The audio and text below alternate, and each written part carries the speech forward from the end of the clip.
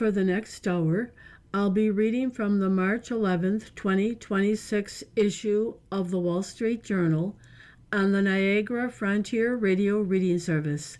As always, thank you for joining us today. The highlights under business and finance are: a deleted tweet by the U.S. Energy Secretary whipsawed oil prices, leaving futures to settle down 12% at $83.45 a barrel. Stocks ended mixed, with the S&P 500 and Dow falling 0.2% and less than 0.1% respectively, while the Nasdaq rose less than 0.1%. Aramco said it could restore oil output within days of the Strait of Hormuz reopening, while warning of long-term harm should the waterway remain choked. The International Energy Agency has proposed the largest release of oil reserves in its history to bring down crude prices during the war with Iran. Boeing said it would delay deliveries of some 737 MAX planes after discovering a problem with wiring on newly built aircraft. Bill Ackman filed to take public his hedge fund firm, Pershing Square, in tandem with a new investment fund in a bold bet to capitalize on his social media exposure. Home sales rose in February, rebounding after a substantial drop the previous month, as buyers seized on falling mortgage rates. ExxonMobil plans to move its legal home to Texas from New Jersey, joining other companies that have relocated to the Lone Star State in search of a more business-friendly environment. NVIDIA invested in Thinking Machines Lab, part of a multi-year partnership in which the startup will deploy at least 1 gigawatt of cutting-edge chips to train and serve its frontier AI models. Now for the key articles under the Worldwide section. Trump's suggestions that the war with Iran might soon be over underline the divergent views the U.S. and Israel hold on when and under what conditions the conflict could end. Australia issued humanitarian visas to 5 members of the Iranian women's soccer team who sought refuge after the players were criticized by Iran's state media. A federal judge ordered states and Live Nation to try to resolve an antitrust lawsuit against the concert promoter a day after the Justice Department and the company proposed a settlement. Novo Nordisk was warned by the FDA for failing to report serious suspected side effects in patients who undertook the company's GLP-1 treatments. The average American senior's Medicare premiums last year were about 10% higher because of alleged overpayments to private Medicare Advantage plans, congressional investigators found. The U.S. consulate in Toronto was hit by gunfire, Canadian authorities said, after 2 men in a white Honda approached the building. Democrat Sean Harris and Republican Clay Fuller, advanced to a runoff for Marjorie Taylor Greene's former U.S. House seat in Georgia after no candidate won a majority in a special election. A former Syrian Air Force colonel was charged in a British court with 3 counts of murder as a crime against humanity for attacks in a Damascus suburb in 2011. The picture on today's front page takes place at night. In the background is an airplane and 3 men saluting. In the foreground are soldiers carrying a casket. And that caption reads, "The body of Sergeant Benjamin Pennington, who was killed in the Iran War, was brought to Dover Air Force Base in Delaware. Vice President J.D. Vance, Defense Secretary Pete Hegseth, and Joint Chiefs of Staff Chairman General Dan Kane saluted." Articles from the front page follow. Grip on Strait lets Iran export more oil than before the war. Tehran is conducting business as usual, while others in region cut their production. By Benoit Falcon and Costas Paris. Iran is exporting more oil through the Strait of Hormuz than before the war, showing it is in control of a strategic waterway that it has closed off to the rest of the region's oil producers. As Gulf Arab oil producers from Saudi Arabia to Iraq cut production and scramble for new routes that bypass the strait, Iran is conducting business as usual, according to data from tanker tracking firm Kepler, throwing a financial lifeline to Tehran as it comes under blistering attack from the U.S. and Israel. On Tuesday, U.S. officials said Iran placed mines in the Strait of Hormuz over recent days, an escalation that led President Trump to threaten a reprisal. Since the war started on February 28th, 7 tankers have loaded oil off the Iranian coast, according to Kepler, which tracks tanker traffic.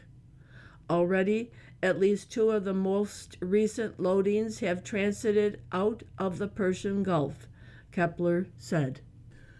Over the past 6 days, tankers have loaded a daily average of 2.1 million barrels of Iranian oil, higher than the 2 million barrels a day Iran exported in February. Iran's exports levels can vary week to week, but the increase in recent days shows that, unlike other producers, their shipments are unimpeded and that China hasn't lost its appetite for Tehran's crude.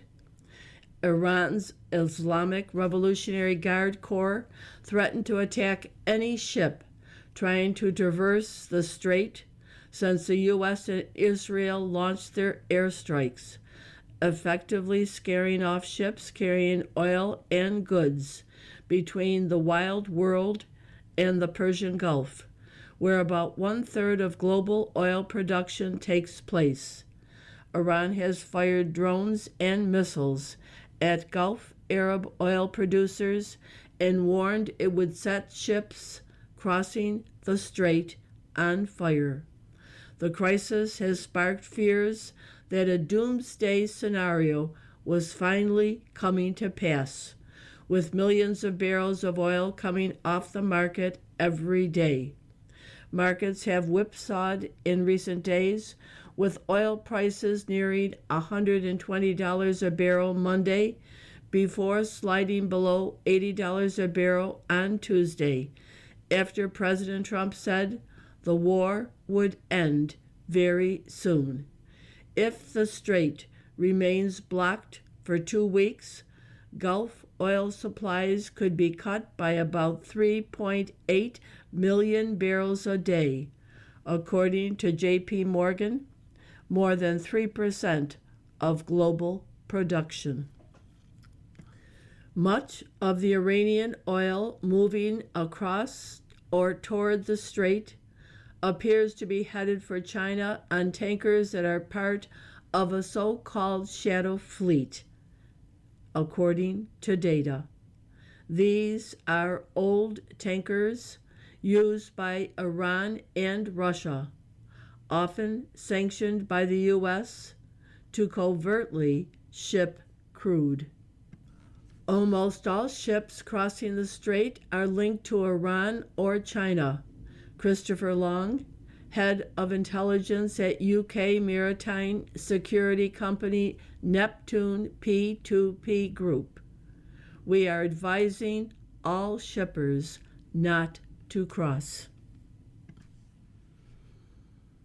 Israel, U.S. see different goals for Iran war. Trump says conflict could be over soon, but Netanyahu seeks a change in regime. The Trump administration has shifted its stated goals from the outset. By Anat Peled, Jared Malzahn, and Michael R. Gordon. President Trump's suggestions that the war with Iran might soon be over are bringing a new problem to the fore. Israel and the U.S. have different ideas on when to end the conflict and under what conditions. Trump and Prime Minister Benjamin Netanyahu of Israel have spoken nearly every day since the war began. Netanyahu has also held conversations with U.S. Secretary of State Marco Rubio and Jared Kushner, Trump's son-in-law and envoy for Iran. All those talks center on the current state of the war and how to end it, the U.S. officials said, as both countries try to bridge their differences in real time. There is some concern among White House officials that Israel wants the war to last after the U.S. expresses its desire to end the bombing campaign, the officials said. U.S. and Israeli officials said the Israeli message is it will stop its campaign in Iran whenever U.S. involvement stops. Trump has told aides he wants to end the war on his terms, and after brokering a ceasefire in last year's 12-day war, believes he can put a stop to the fighting when he wants, U.S. officials said. The end of America's involvement in this conflict will ultimately be determined by the commander-in-chief when he feels the military objectives are fully met and the threat of the rogue Iranian regime has been completely demolished, White House Press Secretary Caroline Leavitt said. Despite their close coordination, differences in the Israeli and U.S. approaches are emerging, with Israel continuing to track and kill top Iranian officials while broadening its range of targets to include the country's oil industry as it tries to force a change in leadership. The U.S. also told Israel on Monday that the administration was not happy with the attacks on Iranian energy facilities and told Israel not to do it again unless approved by Washington, U.S. sources said. And hours after Trump said the military campaign was very complete, pretty much, Netanyahu reiterated his maximalist goals for the war. Our aspiration is to enable the Iranian people to cast off the yoke of tyranny. Ultimately, it is up to them, Netanyahu said on Tuesday. There is no doubt that through the actions taken so far, we are breaking their bones and we are still active. The different priorities in the air campaign were evident at the start. You are listening to a reading of articles and features from the Wall Street Journal on the Niagara Frontier Radio Reading Service. Both Adversaries' Miscalculated Course of Expanding Conflict by Yaroslav Trofimov. The U.S.-Israeli war with Iran, well into its second week, has now involved at least 12 nations, with economic and political shocks reverberating around the world. Neither side has achieved its strategic objective so far, and both boast that they can outlast the other. If the conflict turns into a protracted war of attrition, Russia looks set to become a clear beneficiary, raking in profits from spiking oil and natural gas prices, while the Western economies, Gulf states, and even China will all feel spreading pain. While these are still the early days, both sides appear to have miscalculated how the other would behave, triggering an ever-expanding conflict with clear ways out in the foreseeable future. President Trump, who spoke with President Vladimir Putin of Russia on Monday, said in a news conference that the war will be over very soon, but followed it by saying that the U.S. would go further. Iran this week fired hundreds of drones and missiles across the Middle East. Trump's hope, according to U.S. officials, was that the February 28th decapitating strike on Iranian leadership, including the killing of the country's supreme leader, Ayatollah Ali Khamenei, would trigger either a collapse of the Iranian regime or the repeat of the Venezuela scenario, in which more pragmatic officials chose to cooperate with Washington. Neither of these scenarios has materialized so far. Khamenei's hard-line son, Mojtaba Khamenei, took over from his father, vowing vengeance, and no domestic insurgency has so far risen to challenge the Islamic Republic. Despite massive airstrikes, Iran has retained the ability to lob ballistic missiles and drones at U.S. bases across the Middle East, at Israel, and critically, at the main cities of the U.S.'s Gulf partners. It has also blocked the Strait of Hormuz, the choke point through which some 1/5 of the world's oil and liquefied natural gas used to pass. Iran's strategy of all-out attacks on airports, hotels, energy facilities, ports, and data centers in the United Arab Emirates, Bahrain, Kuwait, Qatar, and Saudi Arabia was meant to collapse the economies and societies of these Gulf monarchies, forcing their leaders to pressure Trump to cease fire on Iran's terms. But this, too, didn't happen. Gulf nations have showcased unexpected resilience and, instead of capitulation, warned of retaliation as their air defenses shot down most Iranian drones and missiles, preventing catastrophic damage. From the Gulf's perspective, a wounded but undefeated Iranian regime would represent the worst possible outcome, as it would retain the ability to terrorize cities such as Doha or Dubai with drones and continue disrupting oil traffic through Hormuz. The Trump administration is certainly talking up the prospect of a decisive victory. We will not relent until the enemy is totally and decisively defeated, Trump said Monday. Defense Secretary Pete Hegseth employed even more categorical language, This is war. This is conflict. This is bringing your enemy to their knees.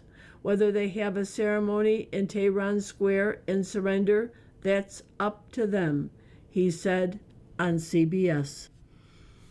A long war depleting Western military stocks, diverting attention from Ukraine, and making Russian oil and gas indispensable for the Western economies would certainly be a prize for Putin, said Alexandra Prokopenko, a former advisor to the Russian Central Bank and a fellow at the Carnegie Russia-Eurasia Center. It would be advantageous for the Kremlin for this conflict to last several months, which would lead to high oil prices for the foreseeable perspective, she said.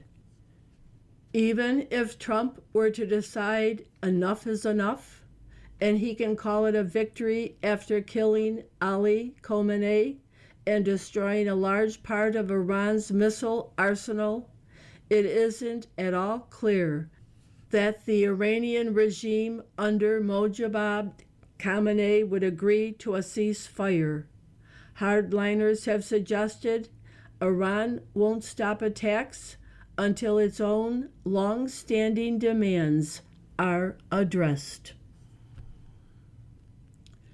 Vance or Rubio in 28. Trump can't stop asking.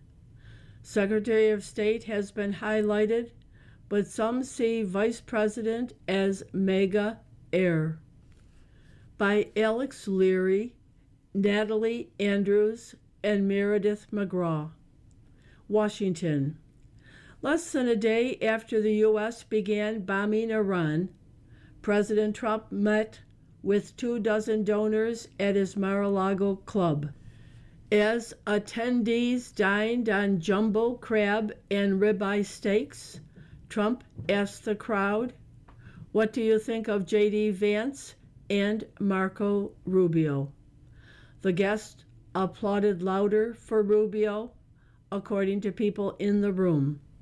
The 2028 election is more than 2.5 years away, but it is very much on Trump's mind as he casts about for a suitable heir to his mega empire. For months, the president has privately polled advisors, donors, and friends about the political strengths and weaknesses of his vice president and secretary of state, pitting the two young, ambitious Republicans against each other, whether they like it or not. Increasingly, Trump has shown fondness for Rubio, according to people who have spoken to the president, praising him in private and telling associates that he thinks the former Florida senator is electable. Trump's second-term fixation on foreign policy has put Rubio at the center of the administration's most high-profile moves, and the president often turns to Rubio for advice, the people said. Trump's ultimate decision, advisors say he hasn't yet made up his mind, will have monumental implications for the Republican Party, given his chosen favorite the imprimatur of a president who remains deeply popular among conservatives. It will also define the conservative movement for a generation, elevating either the populist, anti-interventionist ideas of Vance or the more hawkish foreign policy vision of Rubio. Rubio has publicly and privately said he wouldn't challenge Vance, who is widely seen as the front runner, should he decide to run for president in 2028, as expected. The two men are friends, according to people close to them. Polls show Vance as the early favorite to win the party's nomination in 2028. Now from World Watch, Canada. Shooting targets U.S. consulate. The U.S. consulate in Toronto was hit by gunfire Tuesday morning, Canadian authorities said. Two men in a white Honda approached the downtown building at about 4:30 a.m., police said, citing witness evidence. The pair got out, fired several shots at the consulate, and drove away. No one was injured, police said. The gunfire follows similar shootings at synagogues in the Toronto area. Officials said it wasn't clear if Tuesday's shooting was connected to the synagogue incidents, and they haven't said whether they believe the synagogue shootings were carried out by the same people. Authorities also said it was too early to determine whether the violence is linked to tension over the Iran war. From Victoria Albert. From the editorial page, the nuclear job in Iran isn't finished. Why leave the regime the infrastructure and stockpile to try again? President Trump made a comment Monday that went unremarked, if that's possible. Iran's regime was trying to reconstitute its weapons program at a different site before the war, he said, protected by granite. That's a likely reference to Pickaxe Mountain, where Iran could build a uranium enrichment plant. It has yet to be attacked. The war is ahead of schedule in degrading Iran's military, but the nuclear program appears to have faced only a few Israeli surgical strikes, according to non-proliferation expert Andrea Stricker of the Foundation for the Defense of Democracies. Israel attacked the secret Minzadeh site, where it says Iran was working on a nuclear weapons component, but U.S. aircraft have had other priorities. The Pickaxe Mountain site is a difficult target, buried 80 to 100 meters below ground, even deeper than the Fordow facility the U.S. bombed in June. Located next to Natanz, it has seen construction continue since June. Last week, a vehicle was struck outside the site, presumably by Israel. The vehicle may have been involved in air defense or in seeking access. Along with Mr. Trump's comment, the strike is evidence the two powers are watching Pickaxe Mountain carefully.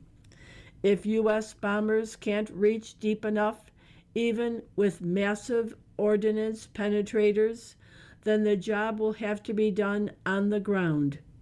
Without a deal to secure full dismantlement, this could involve a special forces raid or some other operation once Iran's military is weakened further.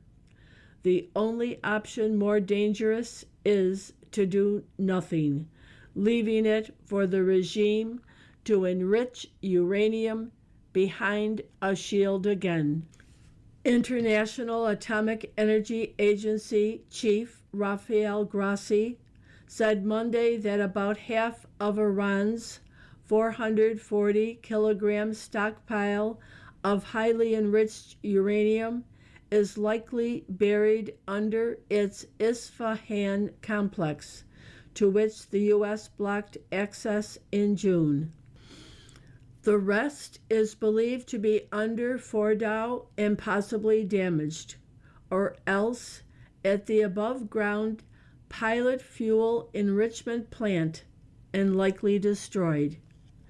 Iran has done little to restore Fordow, but recent reports suggest it may be able to retrieve some of the stockpile at Isfahan through a very narrow access point. If true, this raises the urgency of securing the material before the regime does. An additional nuclear site worthy of attention is Talgan 2, which contained a high explosive chamber for weaponization experiments. Israel struck it in October 2024, but the Institute for Science and International Security assesses that Iran has been rebuilding since May. It may be nearly complete. While the June war reduced Iran's nuclear program to odds and ends, together these could help the regime rebuild and pursue a bomb again. That's what this campaign is supposed to prevent, and all the more so if Mr. Trump decides to stop short of regime change. For the U.S. and Israel, Pickaxe Mountain, the nuclear stockpile, and Talgan 2 are loose ends. They are another reason that calls for Mr. Trump to bow to $3.50 gasoline and end the war now are premature. Those who want to limit U.S. objectives in Iran should be the most vociferous about the need to strike or secure Iran's top remaining nuclear sites. You are listening to a reading of articles and features from the Wall Street Journal on the Niagara Frontier Radio Reading Service. From the opinion pages, the improvisational Trump. His greatest asset, his flexibility, may prove his undoing if he lets Iran off the hook. By Holman W. Jenkins, Jr. With the press starting to call Donald Trump a war president, a bell went off for me. I used the phrase in a forgotten 2019 column titled, "Why Trump is Winning on Iran." The column came after the first term President Trump, amid much recrimination from the region, declined Saudi pleas to respond militarily to an Iranian drone strike on a Saudi oil facility. Mr. Trump's peculiar politics, I said, meant he couldn't count on the rally round effect that sometimes makes war an attractive domestic political proposition. Check. Being a war president also wouldn't suit his episodic and wandering leadership style. Check. I'm struck by what else I said back then. The Saudis and company were rich enough to defend themselves against Iranian drone and missile attacks without the U.S. having to be at their beck and call. The U.S. Navy doesn't exist only to keep oil lanes open for China. It also exists to close them or not care if they are closed when it suits U.S. interest. At the time, Mr. Trump's non-response didn't strike me as an American retreat. Instead, he was handing off regional duties to regional allies, while the U.S. pursued bigger game. On paper, he might now be reacting as any president would, seeing the locals as not up to the job, seeing an opportunity to guarantee that a drone, missile, and nuclear-armed rogue state won't edge out the U.S. Navy as controller of the world's vital energy choke point. The Trump outcome depends now on securing this U.S. strategic interest. If he gives the impression of being deterred by Iran's threatened closure of the Strait of Hormuz, it will be a geopolitical earthquake he didn't bargain for. Among other results, China might reconsider its relatively hands-off attitude toward the U.S.-dominated Persian Gulf. But Mr. Trump is running far ahead of his political support. It wasn't long ago Democrats were trying to stir up U.S. military personnel to disobey his orders. If we learned anything from Joe Biden, a president fighting to keep his head above water cognitively is a president who has a hard time keeping his administration adhering to his priorities. The concern with the 79-year-old Mr. Trump, of course, has usually been the opposite, his going overboard in creating chaos to keep his opponents off balance and allow himself to dominate the battleground he most seems to care about. The media, textbook example, after losing the 2020 presidential race. On the 11th day of this war, Mr. Trump is redefining a history-laden term from the U.S. military past, unconditional surrender. He will be unconditioned in what he chooses to interpret as Iranian surrender. If Mr. Trump is ready to call it quits, he needs only an unreconstructed Iranian regime to call it quits too. What perhaps started when Mr. Trump ad-libbed help is on the way to Iranian protesters could come down to an aerial hunt for Mojtaba Khamenei, the new tin pot, with the message, "Make a deal now before a bomb finds you." Deterrence. It's a core Trump principle, but only one aspect of his glaringly tit-for-tat personal political strategy, which also glaringly he will turn off the moment you say something nice about him or sue for peace. Events may yet pan out, but Mr. Trump is becoming captive to decisions made elsewhere. The Iranian regime is apparently choosing whether to bet big on its ability to hold the world's oil consumers hostage and dare Mr. Trump to do something about it. Then it becomes a different ballgame.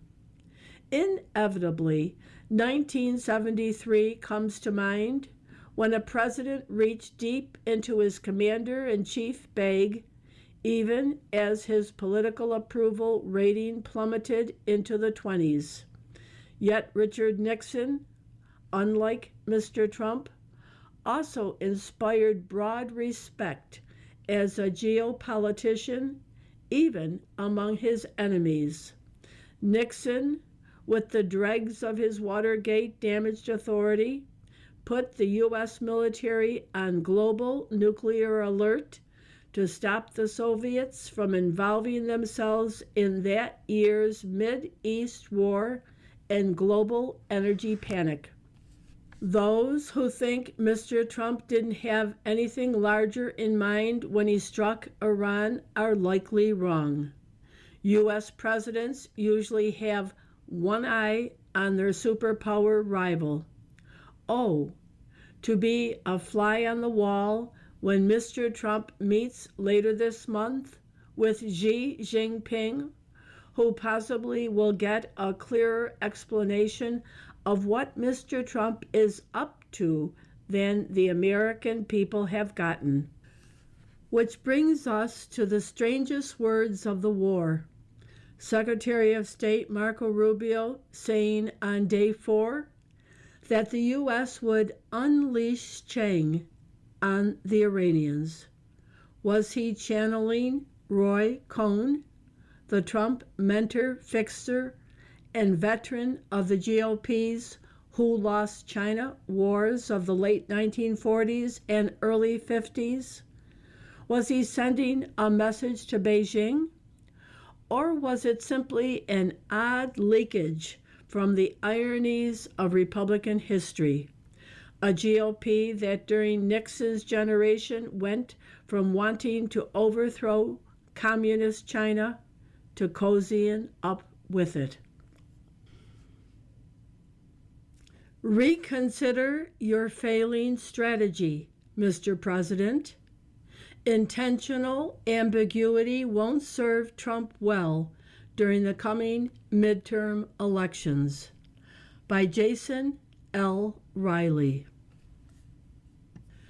Donald Trump was elected to combat inflation, secure the border, and counter the cultural excesses of the progressive left.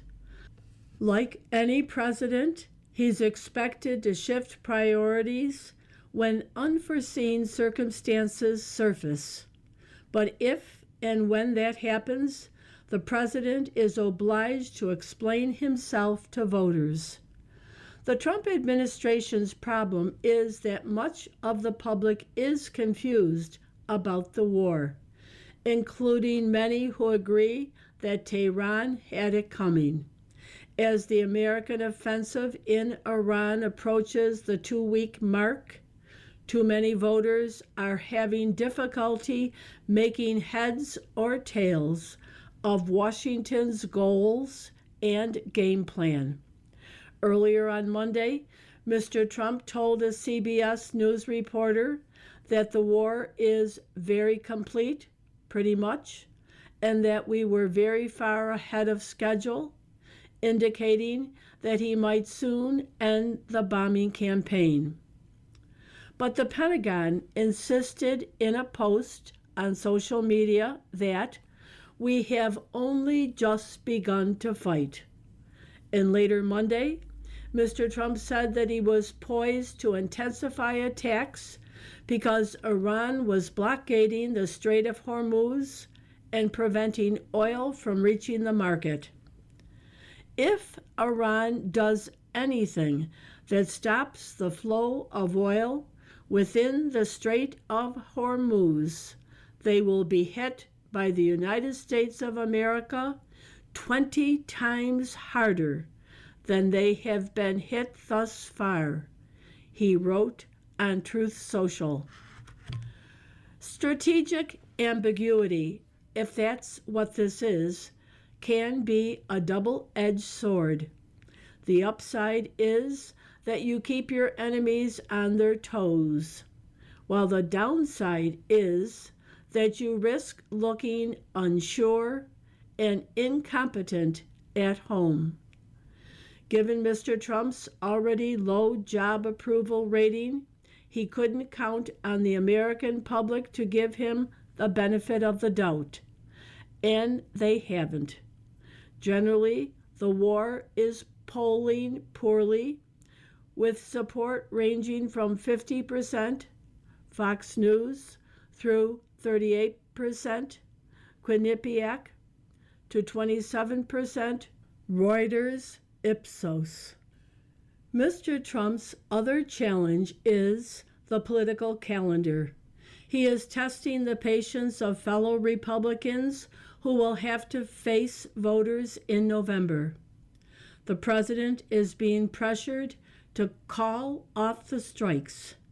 But let's hope the White House understands the difference between ending a war and winning it.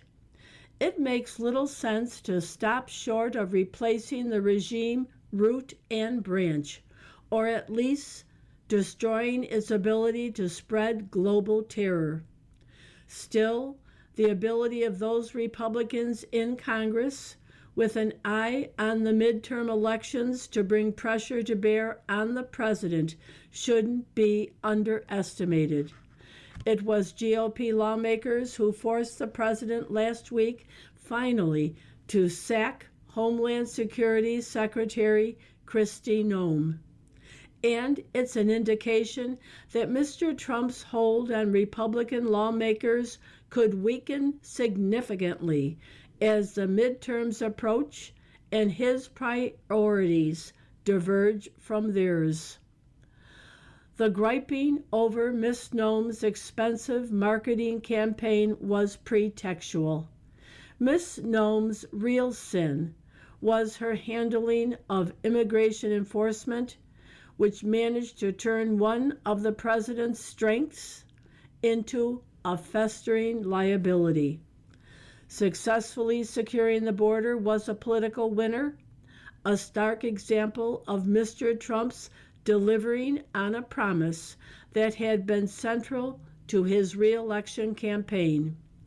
But the clumsy and overly aggressive mass deportation efforts that have followed, culminating in the death of 2 Americans, have been deeply unpopular.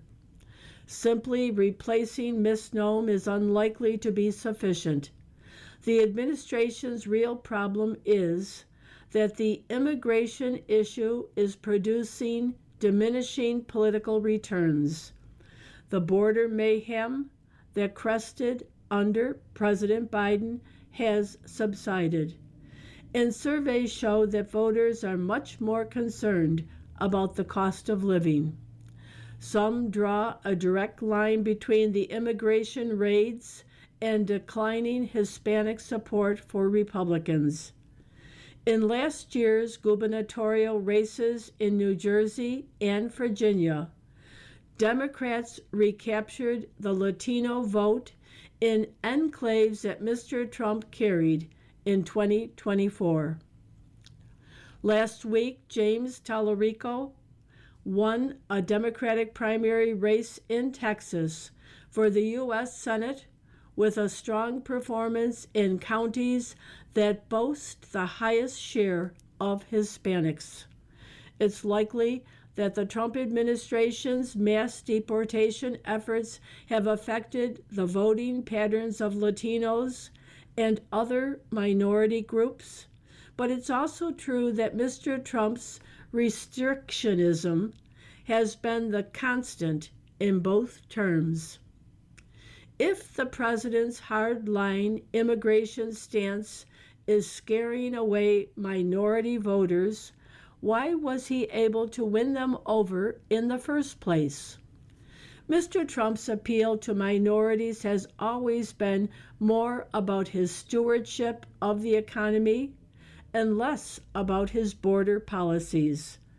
As inflation has continued to take its toll on wages and affordability concerns have heightened, minority support for Republicans has become more tentative. According to last month's jobs report, the white unemployment rate has remained stable over the past year, while it has increased for blacks, Asians, and Hispanics. Yes, the president needs a new Homeland Security Secretary. He also needs a new strategy. You are listening to a reading of articles and features from the Wall Street Journal on the Niagara Frontier Radio Reading Service. In a war of words, Trump always defeats himself. The public started out opposing the conflict in Iran. That will be a problem if things go south. By Gerard Baker. It was said of Winston Churchill that he mobilized the English language and sent it into battle.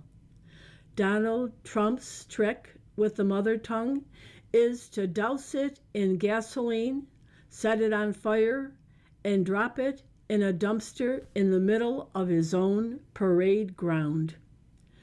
Whatever you think of the wisdom or efficacy of the president's policies, their effectiveness is almost always vitiated by an inability to articulate and communicate goals in a way that helps make them achievable. The U.S. war on Iran is a near-perfect microcosm of this presidential mismanagement. Words matter. They don't merely persuade and inspire, they give meaning and shape to abstract ideas and values. They are the unction by which mere deeds become noble. But this is about more than the importance of this president's words. It's about the entire effect and style of this administration's leadership, the form that attends the substance of governing. It's about a leader's ability to represent to ourselves and the world the kind of people we are and what we want to be. And this is where the president fails. While it is early days and there are reasons for caution, so far at least, the execution of the war has been mostly effective. As many of us have argued, and contrary to the cavilling critics at home and abroad, this is a just war. Successive presidents have quibbled and vacillated as a vicious regime has waged war on us for almost half a century. Given an opportunity to inflict massive damage on that enemy, the president boldly seized it. We can be broadly satisfied, too, with the professional way in which the U.S. military and our Israeli allies have gone about the task. There is plenty of carping here as well. The usual cold shower of premature defeatism from much of the media. As yet, another generation of journalists impatiently waits to know when they can join their forebears covering every war we have fought recently and call it a quagmire. No doubt there will be setbacks and more losses. Like those of the fallen, we already mourn. And we shouldn't discount the risks. Surging energy prices are a familiar reminder of the uncertainties of Middle Eastern turbulence. But the results so far, from regime decapitation to degrading Iran's military hardware, are impressive. But good statecraft consists not only of bold decision-making and efficient execution. It also requires an ability to explain and convince at home and overseas. The administration is losing that war. First, there was the lack of a coherent argument for the conflict in the first place. It is no surprise that, for the first time at the start of any recent conflict, large numbers of Americans are against it. Mr. Trump spent almost no time explaining why war was needed. The familiar but still shockingly shameless surrender of their constitutional responsibilities by Republicans in Congress compounded the problem. Any legislature with a shred of dignity would have at least requested a full accounting of the reasons for going to war. Then, in the early stages, we had the haphazard and conflicting justifications for the war, regime change, an imminent nuclear threat, the whole strange cul-de-sac of whether we were merely doing Israel's bidding.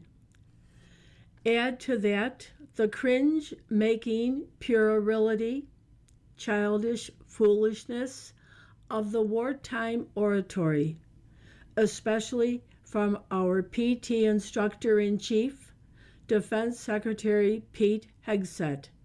His language, with its breathless imagery, such as death and destruction from the sky all day long, is the sort that would be rejected by the cartoonist at Marvel Comics. Diplomacy is about communication too. But here again, the president's style is to inflict lasting, needless harm. Spain, apparently, is terrible, and we should no longer trade with it. The UK is no longer a special friend. To be sure, Europeans failed to show up for this fight, but the President may remember that these are the same people whose costly contribution to the Afghanistan war he derided a month ago as having stayed a little back from the front lines.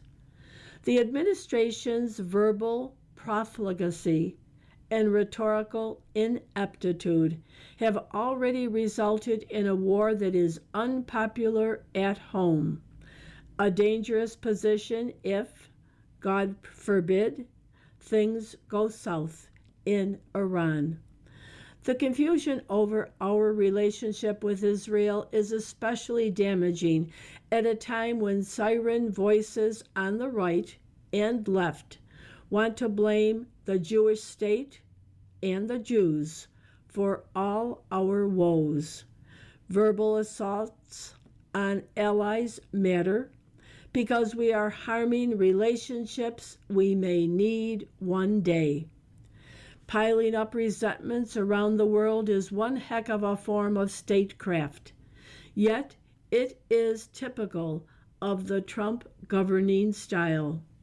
We have seen it elsewhere: immigration, most obviously, sound policies undermined by a curious insistence on conveying them to the public in a way that makes enemies for no obvious reason. This matters most in war. The failure to articulate a persuasive and inspiring case not only weakens support at home, our diplomatic efforts overseas, and our war-fighting capabilities. The unseemly representation of necessary lethal battle as some sort of video game corrupts our national culture. We can't be expected to raise our eyes to the shining beacon of noble ideals if we can't see through the acrid smoke of our leaders' intemperate, incontinent, infantilizing verbiage. The Pepper and Salt cartoon today shows a man in the hospital being visited by supposedly his wife or girlfriend, and a huge stuffed bear is on the floor. And she says, "It's I hope you're leaving the hospital very, very soon, Bear, from your healthcare provider." You've been listening to a reading of articles and features from the March 11th, 2026 issue of the Wall Street Journal. We read from the Wall Street Journal every Monday through Thursday at 11 p.m. Your reader has been Corrine. Thank you for listening.